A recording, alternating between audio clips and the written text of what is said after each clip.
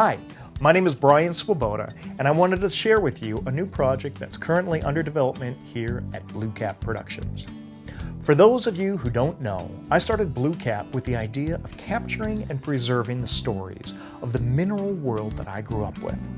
I remember that every mineral specimen seemed to have a story behind it that either reflected the personality of the collector or said something about the hobby in general.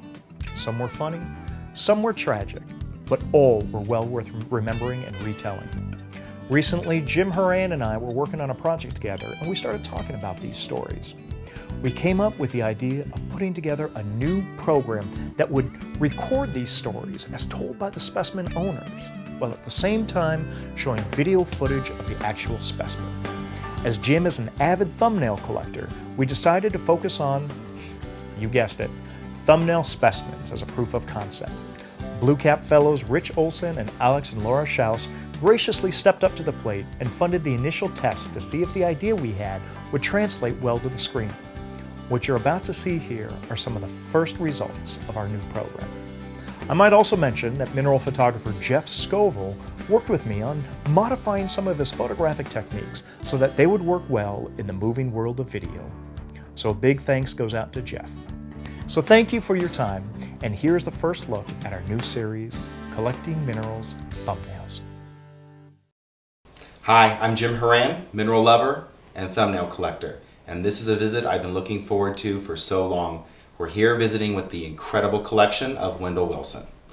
Wendell, thank you so much for letting me come into your home and see your collection. Both the entire case, which is stunning, it's like a kaleidoscope, but also you've selected several pieces that you're going to showcase individually. It was from a dealer who did not specialize in very high buck specimens. And it was in his case at the motel show, the Tucson show a few years ago. It's a good example of not having to pay thousands of dollars. I mean, I think I only paid $100 for it. I looked at it and I looked at it again and I thought, wow, that is different. That is a special piece. And I asked him how much it was and practically sprained my wrist getting my wallet out of my pocket. All good scoridites are rare, no matter where they're from. The most famous scoridites come from Mexico, from one pocket, and most of those have ended up in museums by now, so almost nobody can own one. It came from Jim Manette's collection, which is high praise.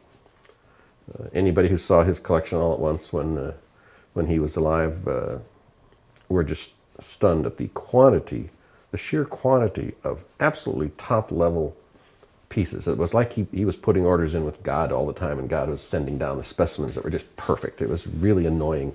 I don't know how one person in one lifetime could do that. That was at a place called Corrego, Frio. It was originally worked by Ed Swoboda for specimens. I think Fred Poe was the first one who brought crystals out and described it as a new species. I've actually visited the locality, although you couldn't find anything there, but I was told by our guide that people at the locality still remembered Senor Eduardo from all those years ago. Hi, I'm Jim Horan, and it is my distinct pleasure to be meeting today with Tom Moore. Everyone knows as the editor of Mineralogical Record. But what I like about Tom is he's a prolific writer, he's a keen editor. My impression about him is he's a very precise person, so I'm very eager to see his collecting philosophy and the types of specimens he chooses.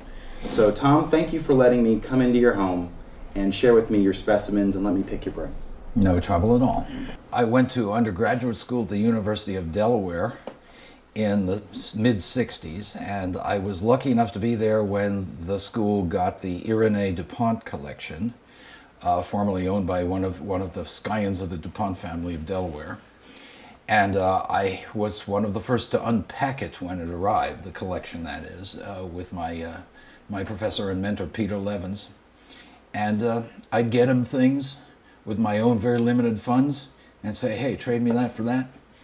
And sometimes he was fool enough to agree, as when he released that one to me. I wish I could say I collected this personally, but I didn't. It's very, very old.